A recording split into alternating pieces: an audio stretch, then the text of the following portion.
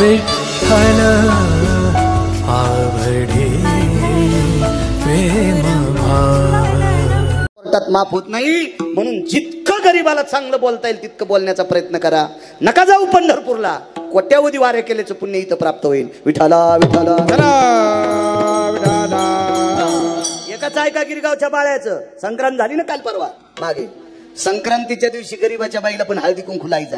तुमच्या बोटाला धनुरात नका येऊ देत जाऊ. जिच्या गळ्यात लय मोठे दागिने तिला लय हळदी कुंकू देते आणि गरीबाच्या बाईच्या कपाळावर काही इचून घेतो का? हा कसं मालकाला आयुष्य वाढेल तुमच्या. हा चालूपणा नका करी जाऊ माझ्या माईनं. कशाला कीर्तन ऐकायचे? दम नाही कीर्तनाला, भागवताला, रामायणाला, प्रवचनाला, शिवपुराणाला. गुण कोणाला आहे? आमदाराची बायको आली की चांदीचं बघू देती. जिल्हा परिषद सदस्याची आली की पितळाचं देती. मध्यमवर्गीयाची आली की गुळाचं ढेकूळ देती. आणि दरावरची बायको आली की शॅम्पूची पुडी देती. होंडी वशीन होंडी केस राहायचा नाही डोक्याला तुझ्या केस. ड्रायव्हरची बायको आली की तिला शॅम्पूची पिढी आणि चहा घालायची चाळणी देती. अख्खा संसार गळून जाईल त्या चाळणीतून. पुन्हा शॅम्पू लावायचं काम राहणार नाही. कशाला नाटकं करता आणि कशाला भागवता ऐकता आणि कशाला राधा कृष्ण डिंगटॉंग करता? वरचा काय आंधळा आहे का तो? विठाला विठाला विठाला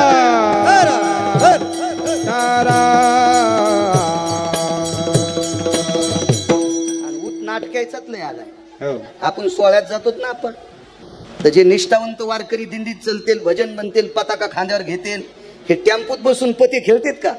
घेतलंय नाचतील. शेल्प्या काढतील, लगेच मित्राला टाकतील मी दिंडीत आहे आणि लगेच आला पप्याच्या माई संगप्पा करायला सोमळ्या. पंढरपुरातल्या मालकान डोळे झाकले का उचले. नाटक नाही चालत इथं, अद्याप नाहीत नाटक इथं. खरा परमार्थ पाहिजे. विठाला विठाला परवाला आता कुंभ चालू आहे ना. आमच्या शेजारचं एक पोरग कुंभाला गेलं. दर्शन घेतलं, मारुतीरायचं दर्शन घेतलं. मी मंदिरातच भेटलं म्हणून माझ्या पाया पडले. महाराज कुंभाला चाललो. म्हणलं बर बर. आणि गटुड्यात काय काय नाही म्हणलं 700 रुपयाची तंबाखू आहे. आणि म्हणलं इतकी कशाला? इतक्या गर्दीत तिथं भेटन का? एवढी गर्दी आहे तिथं तंबाखू भेटन का? आणि तंबाखू शिवमय 2 काम होत नाहीत. मी म्हणलं भाडव्या हरामखोरा नालाय का? अरे कुंभ म्हणजे अमृतानं पवित्र झालेली 4 जागा आहेत. त्याच्यापैकी एक जागा महाराष्ट्रात नाशिक आहे. अमृतानं शुद्ध झालेल्या 4 जागा. आणि या 4 जागेमध्ये जर तू तंबाखू खाऊन थुकत असेल तर जेसीबीनं खड्डा करून जरी तुला पुरलं ना आलाय का तरी तू उद्धार होणार नाही. कशाला नाटकं करायचे? विठाला विठाला शिवजी कासार नावाची व्यक्ती इथपर्यंत आणतो का? काम नाही अंग्या. उदाहरण क्रमांक 2 त्याला नर म्हणीत असते. शिवजी कासार नावाची व्यक्ती तुकोबारायचे टाळकरी होते. तुकोबारायच्या कीर्तनात चाल म्हणायची पुढे गंगाजी मवाळ आणि पाठीमागे चाल म्हणायची आप्पा शिवजी कासारांनी. काय पुण्यवान कासार असेल होतो. एक माफी मागून एक शब्द सांगू का? कधी कधी तुम्हाला सुद्धा नालायकाच्या कीर्तनात चाली म्हणावं लागतात. तुम्हाला पटत नाही पण विलाज नाही. विलाज नाही. विलाज नाही. निष्ठावंत वारकऱ्याच्या कीर्तनात ज्याला उभं राहायचा योग येतोय त्याही भजण्याचं पुण्य उदयाला असं समजायचं. काय पुण्य असेल हो शिवजी कासारांचं तुकोबारायच्या कीर्तनात. बुवा तुकोबारायचं कीर्तन वाजवायला सोनबा ठाकूर होते. काय हाता असतील होते. तुकोबारायचं कीर्तन वाजवायला भेटतंय. तुकोबारायच्या कीर्तनात चाल म्हणायला कासार समाजाचा माणूस.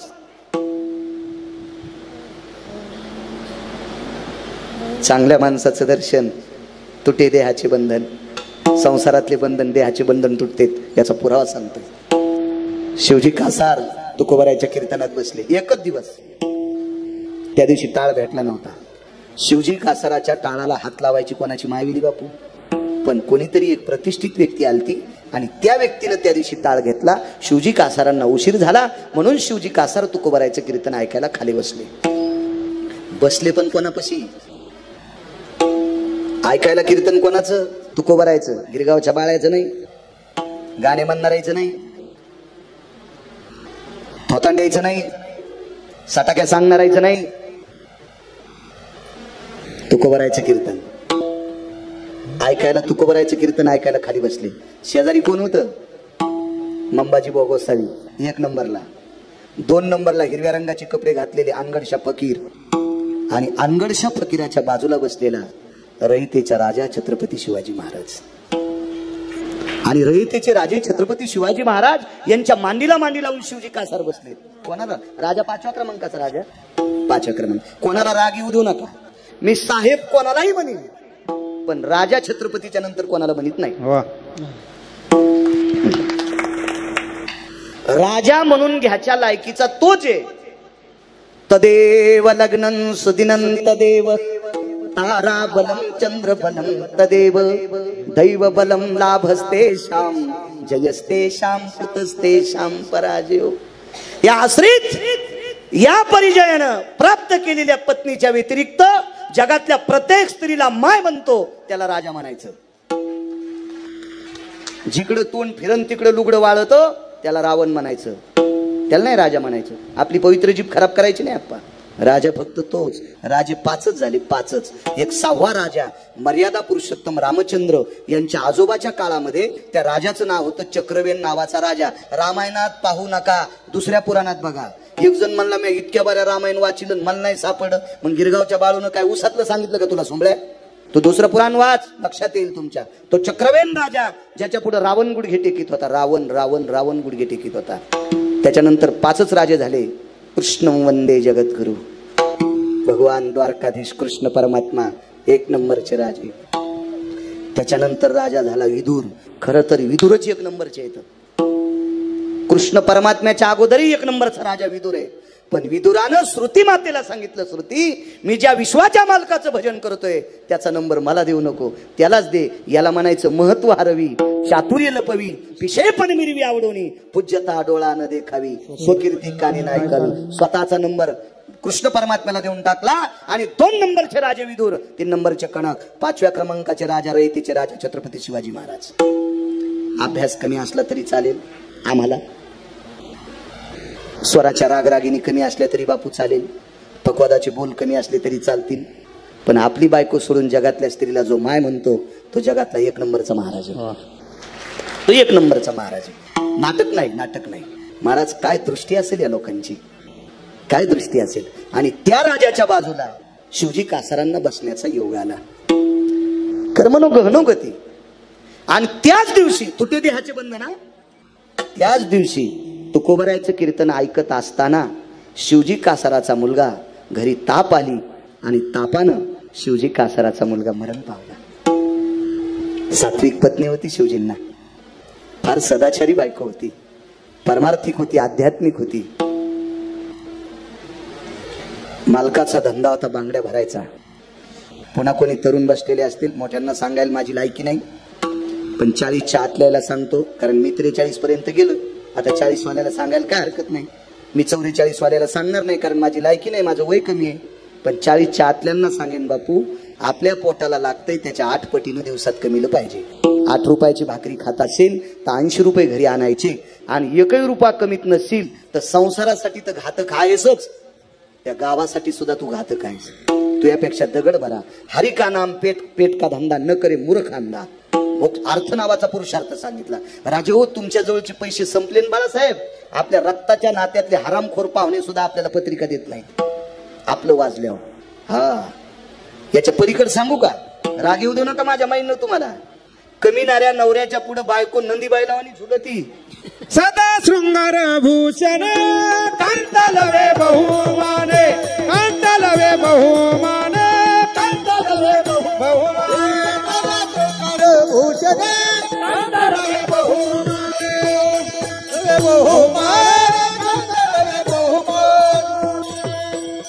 नवरा जर रोज निष्ठेनं घरी कमाई करून आणत असेल तर त्याची बायको बहुमानानं लवते. धनवंत पुरुषाशी स्त्री लवथव. त्या मालकांचं वाक्य. त्याच्या पुढचा शब्द जरा घातक आहे. हे म्हणत्याला आमचोच बोंब टाकी तू विठाला विठाला. पैसे कमवले पाहिजे माणसाने. आपल्या वाट्याला शेती आली असेल, व्यापार आला असेल, काय उद्योग नोकरी असेल, पैशाला झोप घालायला घरी नेलं पाहिजे. पगार उचलायच्या आधीच सगळी उधारी होऊन बसली. हो. आणि हे नुसती सही करायलाच ते गेले टपुरे उचलायला. याला काय राहण्याचा अधिकार आहे मला सांगा ना तुम्ही. अद्याप नाही. पैसे कमवले पाहिजे आपल्या वाट्याला जो एक महाराज म्हणला पैसे का संघ न्यायचे का, आणि त्यानं घर असं बांधलं हा बाळाला शिद्र पडले. मग त्याला मी म्हणलं तू एवढं घर कशाला बांधलं, तुला तर मागणं पुढं फुकुटा उड, आणि तू लोकायला मग तू पैसे का मड्यावर न्यायचेत का. अरे असे जर तू निष्क्रिय बोलत राहिला तर या महाराष्ट्रातली पोरं 12-12 वाजेपर्यंत झोपतील ना सुमल्या. पोरांना काम करायचं सांगायचं. राजू हो, काम बंद करून भजन करणारा नालाय की.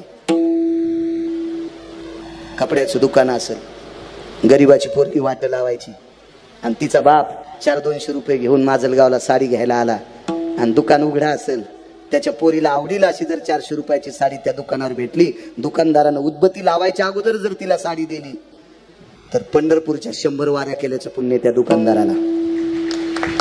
एखादा डॉक्टर असेल, रात्री 1 वाजता हॉस्पिटल उघडलं, गरीबाच्या लेकराला वेदना सुरू झाल्या, बाळांतपणाच्या प्रसूतीच्या वेदना. मी परवाला होशे साहेबांना मागच्या आठवड्यात सांगितलं, हा त्यांच्या मंडळी गायनिक आहेत अंजलीताई. तर रात्रीच्या वेळेला गरीबाची लेक हॉस्पिटलमध्ये आली, आणि रात्री 2 वाजता तिचा आणि तिच्या पोटातल्या बाळाचा निवाडा बाळांतपण करून डिलिव्हरी करून एखाद्या डॉक्टरनं जर तिला मुक्त केला असेल तर 1 कोटी पंढरपूरच्या वाऱ्या केल्याचं पुण्य त्याला प्राप्त होते. कामामध्ये काम काही म्हणा राम राम, जाईल हा दुःख होईल सुखाचे, कांदा मुळा भाजी अवघी विठाबाई माझी. माझ्या सावता बाबांनी शेतीतल्या मालालाच विठ्ठल मानलं. कर्तव्य महाराज, आपण जो व्यवसाय करतो का तोच आपला देव आहे, आणि तो निमुटपणे केला, खाटकानं निमुटपणे केला, त्याला देवानं आपल्या अंतकरणात घेतलंय. आपण काय तितकी वाईट थोडीच आहेत. विठाला विठाला शिवजी कासाराचा धंदा बांगड्या भरायचा होता. सोनबा ठाकरांनी प्रश्न केला, बघा कामावर जे प्राप्त करणारी माणसं किती मोठी असतात. त्याची शिवजी कासाराचा मुलगा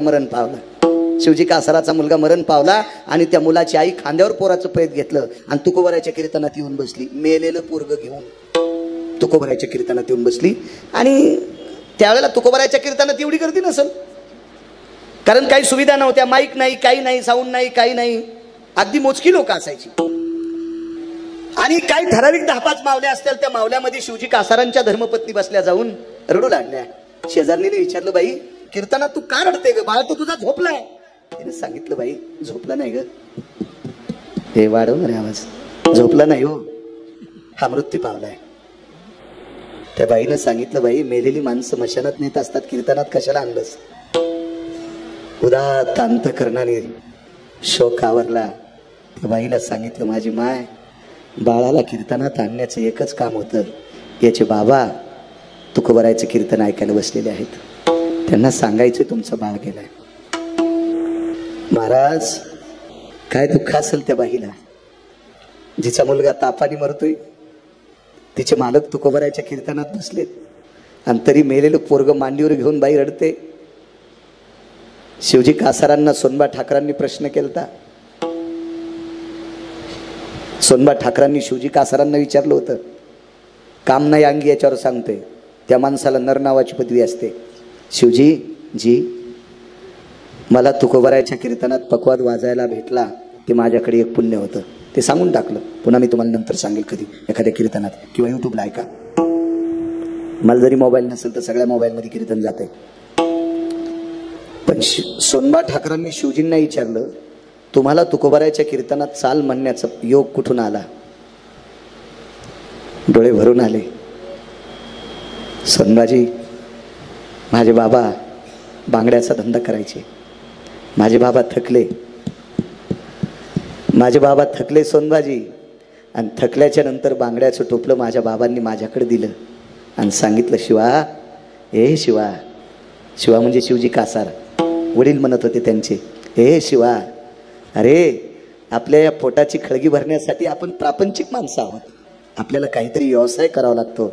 आता माझा हात चळचळ कापतोय, या महाराष्ट्रातल्या मावल्यांना मला काकणं भरता येत नाहीत रे, आता बांगड्या भरायचं काम तुला करावं लागेल.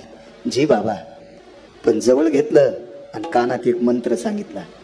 मंत्र किती गोड होता पहा, किती गोड मंत्र होता तो. शिवजी कासारांनी मंत्र, बापानं सांगितलेला मंत्र शिवजी कासारांनी सोनबा ठाकरांना सांगितला. सोनबा ठाकूर म्हणजे तुकोबरायचे मृदंगाचार्य. ठाकूरजी, माझ्या बाबाने माझ्या कानात एक मंत्र सांगितला होता, शिवबा, तुझ्यापेक्षा वयानं जी मोठी बाई आहे, कासाराला या महाराष्ट्रातल्या भारत देशातल्या पवित्र स्त्रीला बांगड्या भरत असताना दोन्ही हातानं तिच्या हाताला स्पर्श करावा लागतो. कोणाची मायवेली या पवित्र स्त्रीला हात लावायची, पण कासाराला दोन्ही हातानं त्या स्त्रीच्या हाताला स्पर्श करावा लागतो. शिवजी कासाराने सोनबा ठाकरांना सांगितलं, माझ्या बाबांनी कानात मंत्र दिला, शोभा तुझ्यापेक्षा वयानं ज्येष्ठ असलेली बाई असेल तिला 3दा माय म्हणायचं आणि मग तिच्या हाताला स्पर्श करून बांगड्या भरायच्या. एक मंत्र. दुसरा मंत्र, शुभा तुझ्यापेक्षा बरोबरीची जर बाई असेल तर तिला 3दा बहीण म्हणून तिच्या हातात बांगड्या भरायच्या. आणि शुभा तुझ्यापेक्षा वयानं जर लहान असेल ना रे तर तिला पोटची लेक समजून बांगड्या भरायच्या.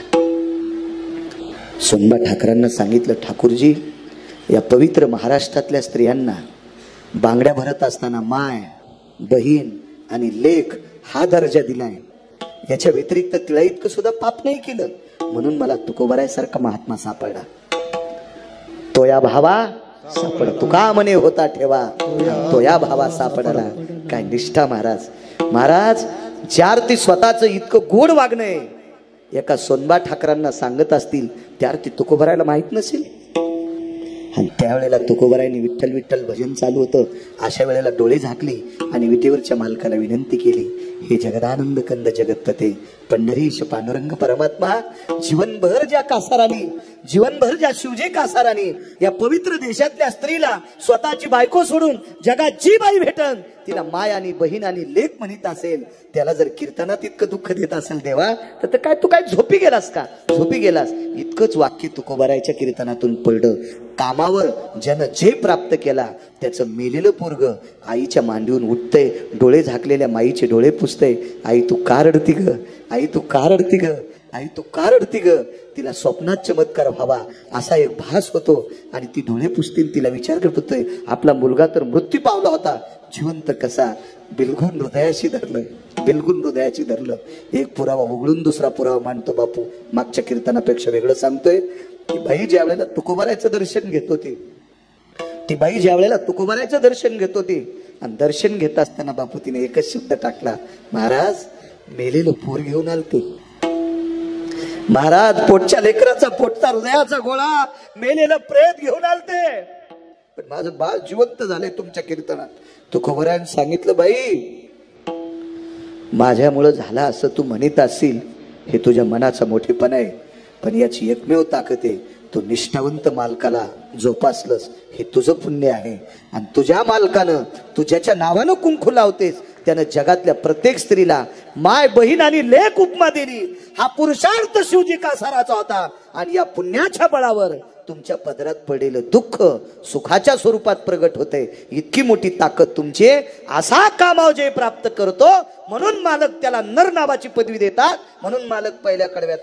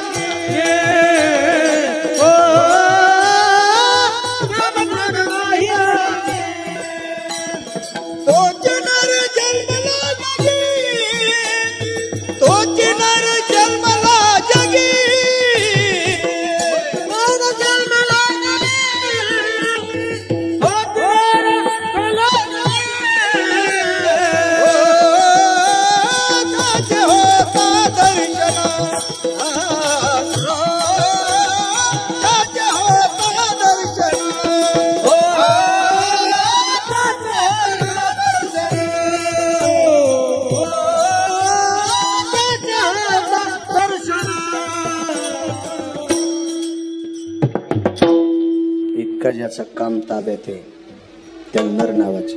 10:15 वाजले बाळासाहेब. एक पुरावा मांडतो वाणीला विराम देतो. मलाही सकाळी काल्याला दूर जायचे. काम किती चित्र आहे का. 100 वर्ष आयुष्य एका महाराजाला. 100 वर्षातलं फक्त 15 मिनिटाचं आयुष्य सोडलं, फक्त 15 मिनिटाचं, तर पूर्ण आयुष्यात बापू तो महाराज जगातल्या प्रत्येक स्त्रीला आप्पा माय म्हणला. 100 वर्षातलं किती आयुष्य? फक्त 15 मिनिटं बाजूला काढा. ते 15 मिनिटं जर बाजूला काढले तर तो महाराज प्रत्येक स्त्रीला बहीण लेख नाही, डायरेक्ट मायच म्हणला. याच्या पलीकडचा पुरुषार्थ कोणता आहे? पण 15 मिनिटात काम किती चुकलं पहा. राहिलेल्या 15 मिनिटात महाराजाला विमान न्यायला आलं. असा जसा मंडप आहे का बाळासाहेब, असा आश्रम होता ना, आश्रमाच्या बाहेर विमान आलं. हे टपर विमान नाही, हे वरी जे फिरतेत का, याच्यात एकदा दोनदा बसाय, एकदा दोनदा म्हणजे लय बाऱ्या बसायचे योगाला. तरी ते सांगते कृपया यात्रीगण ध्यान दीजिए, मौसम बहुत खराब आहे, पेटी लगाडो. म्हणलं पडतगड विमानात काहीतरी. आणि त्या विमानात अशी पुन्हा सुप्ती. हो, एकदा विमानात बसल्या, आमच्या शेजारी असं जोडपं बसलं.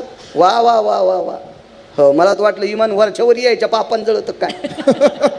हो, पिशवीतून पेरू काढा त्या सुमळ्यानं, ते इतका ममुल्या, आणि त्यानं पेरू पुसला आणि तिच्या हातात दिला. म्हणजे पा बैल किती भारी होता, 2 पायाचा. यानं पेरू पुसला आणि तिच्या हातात दिला. म्हणजे तिच्या हाताला धनुर्वात झाला पेरू पुसायला. यानं तिच्या हातात दिला आणि तिनं बी पेरू असा. मला वाटलं आता हे दोघ आहेत, एकच पेरू आहे ना, चिरायला तर विमानात चाकून येऊ देत नाही. आणि ते दोन्ही कोमल हाताचे होते. आता मी रगील होतो, पण आपल्याला कोणते पेरू असा फोडू द्यायला. आणि मला बी कसं धोत्रावाले बी लोक येडगळ समजित. जिनच्या पॅन्टीवाल्यान खबरदार, धोत्रावाल्याला जर नालायक समजितान तर उभे जळतान. हा, धोत्रावाल्यानं 72च्या दुष्काळात मिलू खाल्ले, आंबाड्या खाल्ल्या, बरबडे खाल्ले, एक टाइम उपाशी राहिले, आणि पॅन्टीवाल्याला जमिनी सांभाळून ठेवल्यात.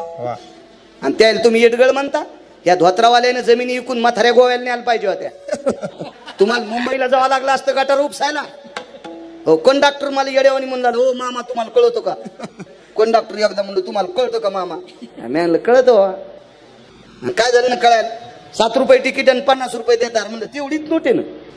आणि माझ्यासोबत जीनच्या पॅन्टीवालं, त्याच्याकडे मी 100ची दिली आणि त्यानं 7-7 रुपयाची 2 तिकीट काढे. कंडक्टर म्हणले, भैया तुला उतरल्यावर चिल्लर देईन. त्याला भैया, आणि मला म्हणला मामा तुम्हाला कळतं का? फक्त धोत्रामुळेच. मी खाली उतरल्यावर कंडक्टरला बाजूला घेतलं, म्हणलं जरा हिशोबात बोलत आहे. धोत्रावाल्याला येडगळवाणी समजू नको. तुझ्या डबक्यात जितक्या नोट आहेत का, या नोटावर धोत्रावाल्याचं चित्र असल्याशिवाय नोट चलत नाही. जरा डोकं ठिकाण.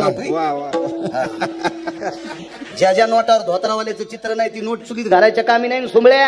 आणि तू धोत्रावाल्याला येड्यावानी समजू का? धोतर साधा असतं का? आता एखाद्या गायकाला लांब शर्ट घातल्यावर गर्व होत असेल, सिनेमाच्या चाली म्हणल्यावर ते असा उचूत असो करीत असेल. एखाद्या पक्वाद्याला वाटत असेल मी लयच मोठा. अरे पैसे आम्हाला एकदा मुंबईला घेऊन आलं, याच्यावर रेल्वे स्टेशनला एक जण गाडी घेऊन आलो 2.25 कोटीची.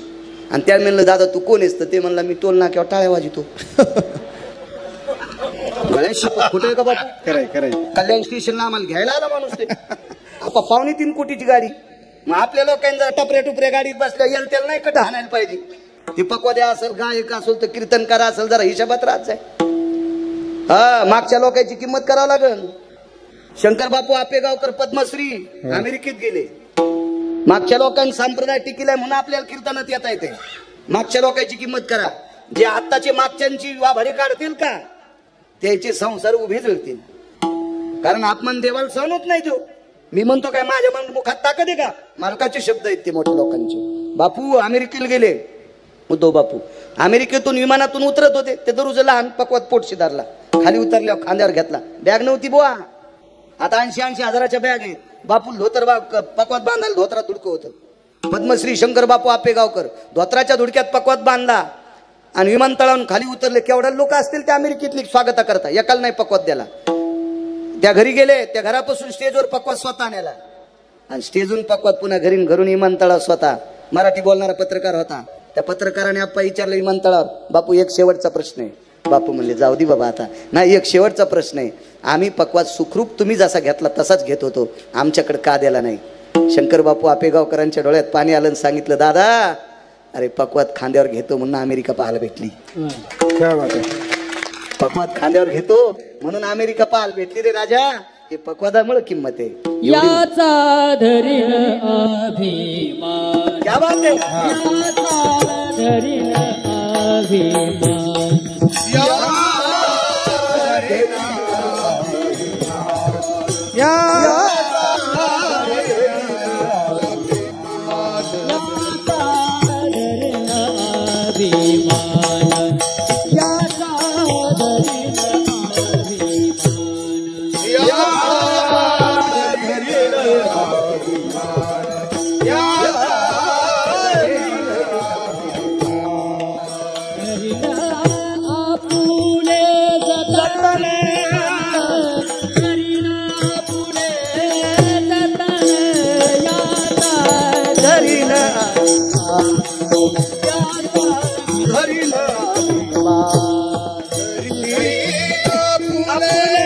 काय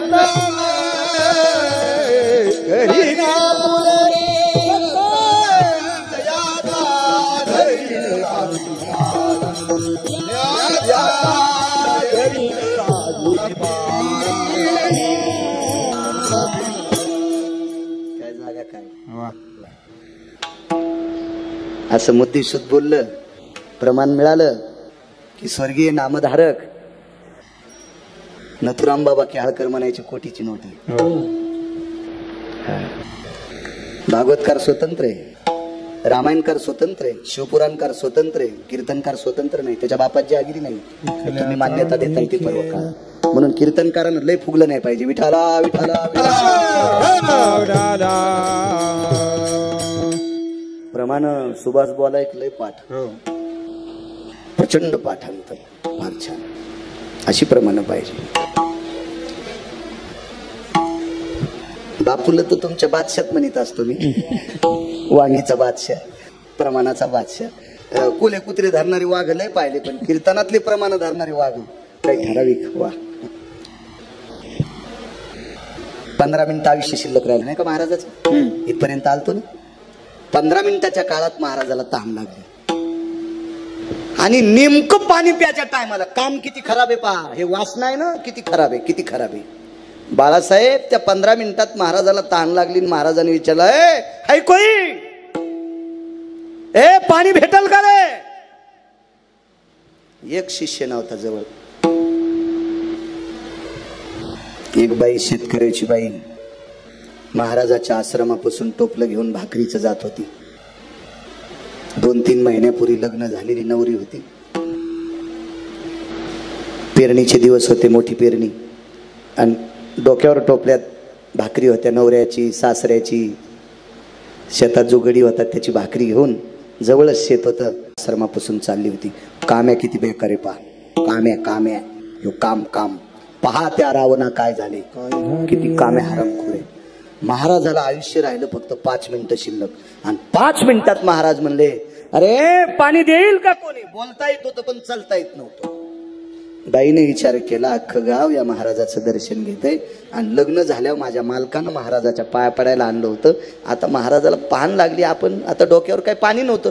तिनं भाकरीचं टोपलं महाराजाच्या पर्णकुटीपाशी टेकलं, महाराजाच्या पर्णकुटीत प्रवेश केला. महाराजाला आयुष्य राहिलं 2 मिनिटाचं. लक्षात घ्या किती काम्या बेकार आहे. 2च मिनिटाचं आयुष्य शिल्लक राहिलं, आणि तितक्या 2 मिनिटात बाईनं पेला भरून पाणी घेतलं माठातलं, महाराजाच्या जवळ गेली. 1 मिनिट संपला, आयुष्य राहिलं 1 मिनिट, आणि 1 मिनिटात बाई जवळ जाऊन महाराजाच्या हातात पाणी दिलं. महाराजांचा हात सळसळ कापत होता. पाणी असं जवळ घेतलं, आयुष्य राहिलं अर्धा मिनिट, आणि अर्ध्या मिनिटात महाराजांनी ग्लास असा जवळ नेला. आयुष्य राहिलं फक्त 9 सेकंद, आणि 9 सेकंदात ओठाला ग्लास लावणार तेवढ्या अवकाशात पाणी देणाऱ्या बाईकडे पाहिलं. आयुष्य राहिलं 3 सेकंद, आणि बाळासाहेब 3च सेकंदात महाराज म्हणला, तरुणपणात भेटली असती तर ही संलग्न केलं असतं. किती सेकंदात? 2 ते 2.5 सेकंदात महाराज म्हणला, तरुणपणात भेटली असती तर हिच्या सोबत लग्न केलं असतं. आश्रमाच्या पुढे विमान उतरलं होतं, संदेशी विमान गेलं. महाराज 3 सेकंदामुळं तरी तपोबळी जन्मधारे, तारे तपोबळी जन्मधारे, तरी तपोबळी जन्मधारे.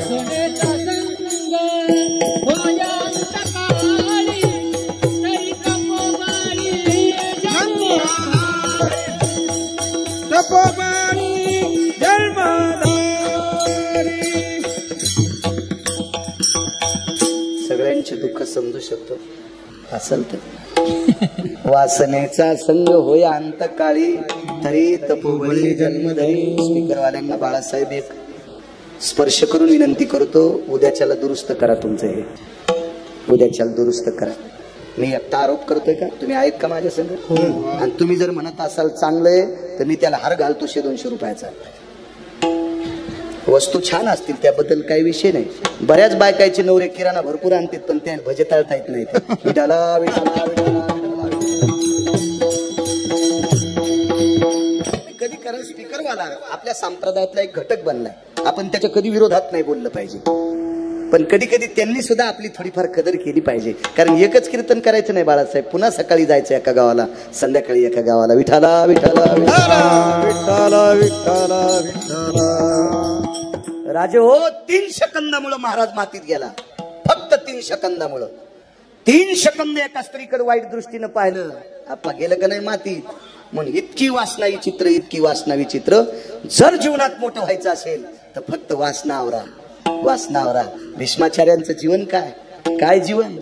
22.5 वर्षाचं तारुण्य बापाला दिलं आणि 95 वर्षाचं म्हातारपण 22.5 वर्षाच्या पोराने घेतलं. बाप केला 22.5 वर्षाचा आणि पोरग झालं 95 वर्षाचं. आणि ते मधली प्रतिज्ञा द्या सोडून, वेळ संपलाय, तुम्ही कधी युट्यूबला ऐका, पण 2 मिनिटात सांगतो. आणि बापाचं लग्न लावायला पोरग मंडपाच्या कोपऱ्यात बसलंय.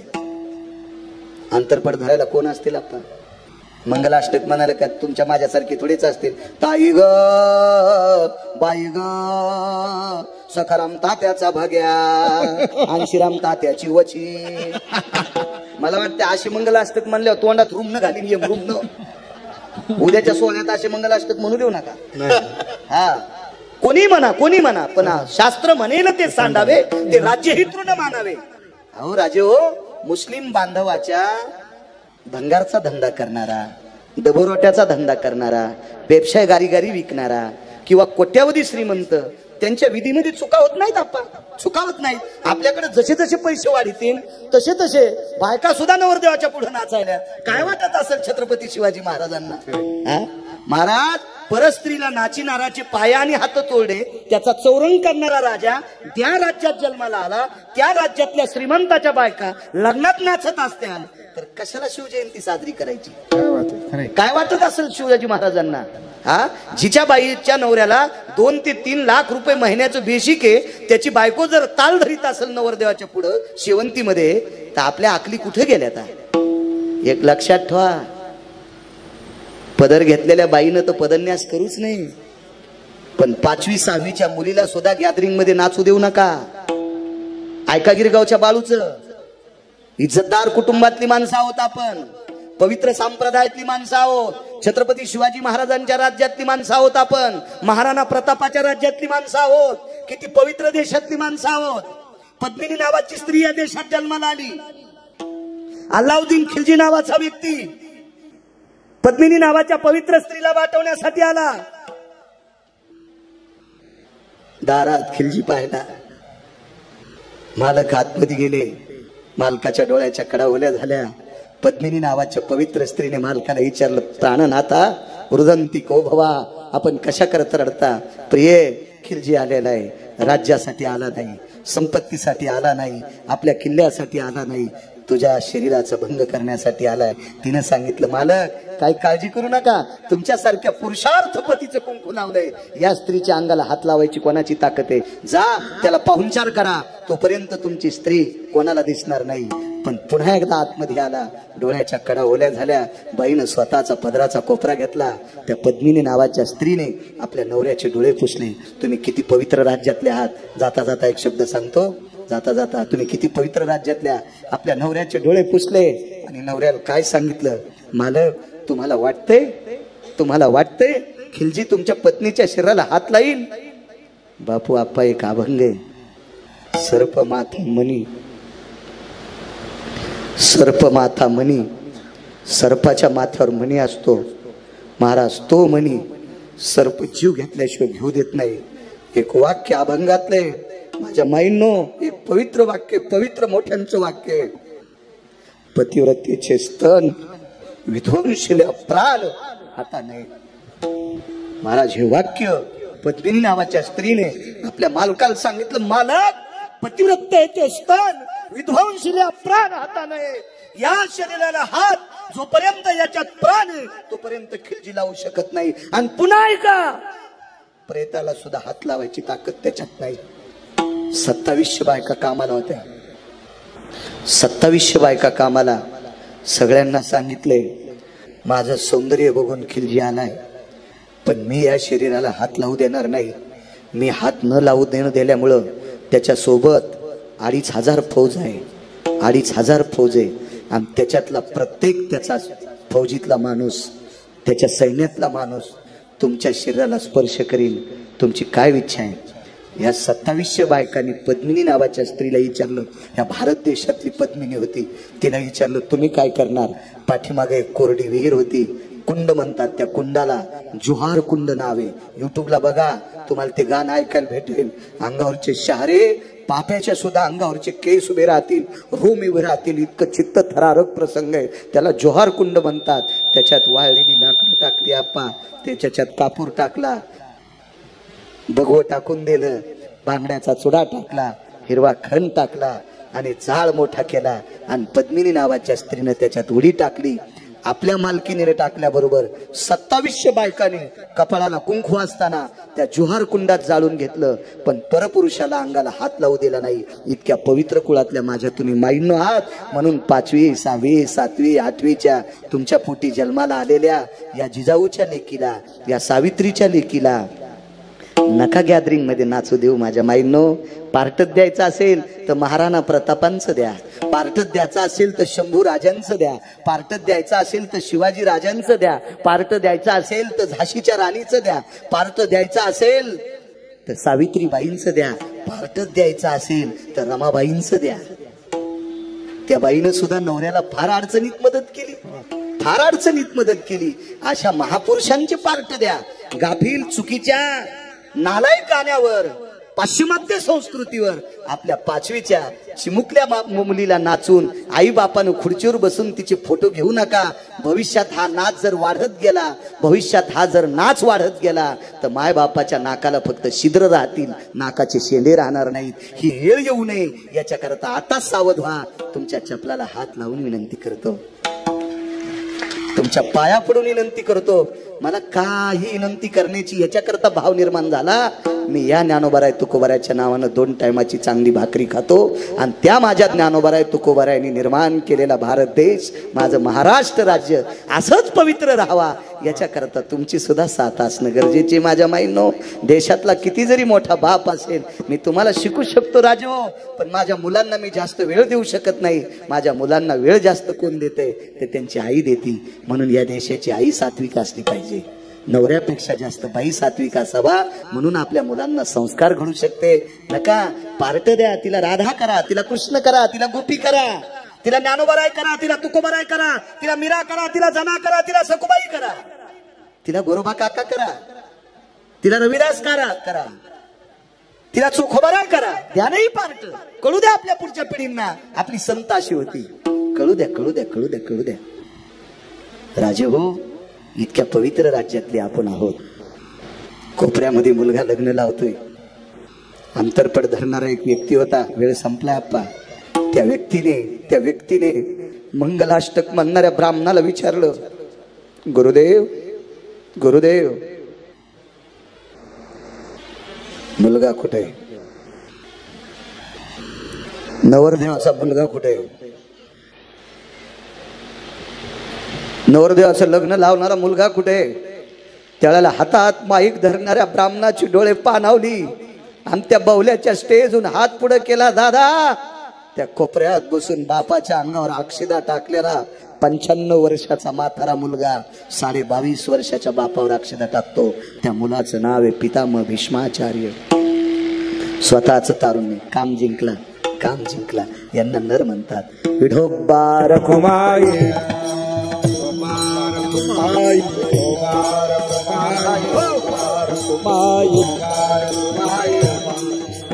काय संस्कृती आहे देशाची, काय संस्कृती आहे.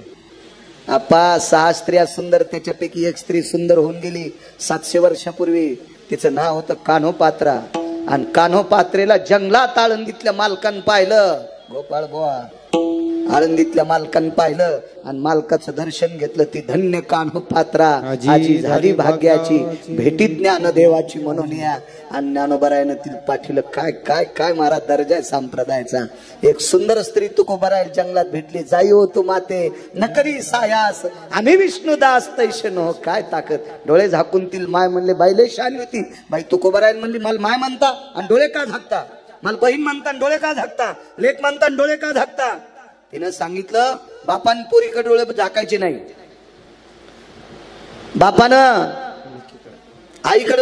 मुलांना आईकडे बघून डोळे झाकायचे नाही. आणि बहीण म्हणत असाल तर भावानं बहिणीकडे बघून डोळे झाकायचे नाही. मला माय, बहीण आणि लेक म्हणलात, डोळे का झाकले? उत्तर कसं दिलंय? तुकोबाराय म्हणले, माझी माय, तुला माय म्हटलो, तुला बहीण म्हणलो, आणि तुला लेख म्हणलो, पण डोळे याच्याकरता झाकलो. आमच्या संस्कृतीमध्ये देवाला जर काही मागायचं असेल तर चित्त एकाग्र करावं लागते, आणि एकाग्र चित्त करायचं असेल तर हे हरामखोर मदत करीत नाहीत. म्हणून डोळे झाकून विटेवरच्या मालकाची प्रार्थना केली आणि त्याला एकच म्हटलं, या सुंदर माईच्या पोटी पुढचा जन्म दे.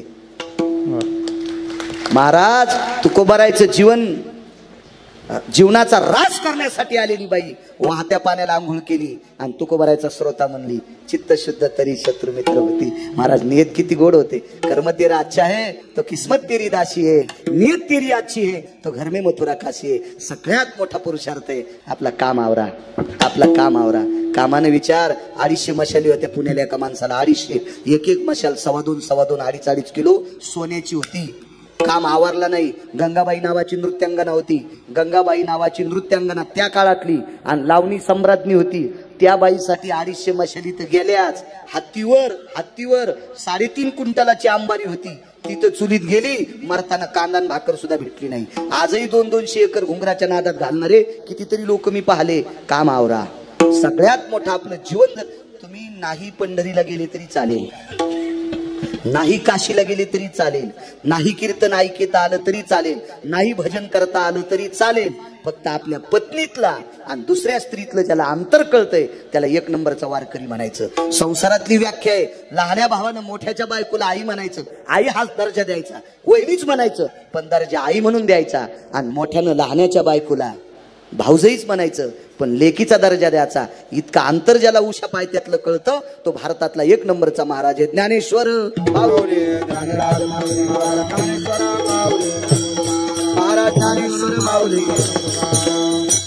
माझ्या रयतेचे राजा छत्रपती शिवाजी महाराजांना तुकोबारायचा गोड मंत्र आवडायचा, म्हणून फक्त 30 सेकंद भीक मागतो. सगळ्यांनी हात वरी करा. तुकाराम तुकाराम तुकाराम तुकाराम तुकाराम तुकाराम तुकाराम तुकाराम तुकाराम तुकाराम तुकाराम तुकाराम तुकाराम तुकाराम तुकाराम तुकाराम तुकाराम तुकाराम तुकाराम. बाळासाहेब, तुम्हाला, तुमच्या मित्रांना, तुमच्या सानिध्यात कोण ज्येष्ठ असतील, काय असेल, आतापर्यंत जे जे कार्यक्रम करता ते स्तुत्य उपक्रमात आलेले. आतापर्यंत तुमच्या कार्यक्रमाला कोणीही गालबोट लावलेलं नाही. आणि असंच जीवनभर कार्य तुम्ही करत राहा. आपण ज्या राजाचा उत्सव करतो त्या राजाचा उत्सव माझ्या ज्ञानोबाराय तुकोबारायला आवडेल, या समाजातल्या सात्विक सदाचारी पुण्यशील लोकांना आवडेल. असं काम बाळासाहेब तुम्ही करत राहा. विटेवरचा मालक तुम्हाला गरुडाचं बळ देईल आणि त्या बळानं अशीच समाजसेवा तुमच्या हातानं घडत राहो. ही विटेवरच्या मालकाच्या चरणी मी तुमच्यासाठी भीक मागेल. माझ्या वाणीला विराम देतो. विठ्ठल जय जय विठ्ठल.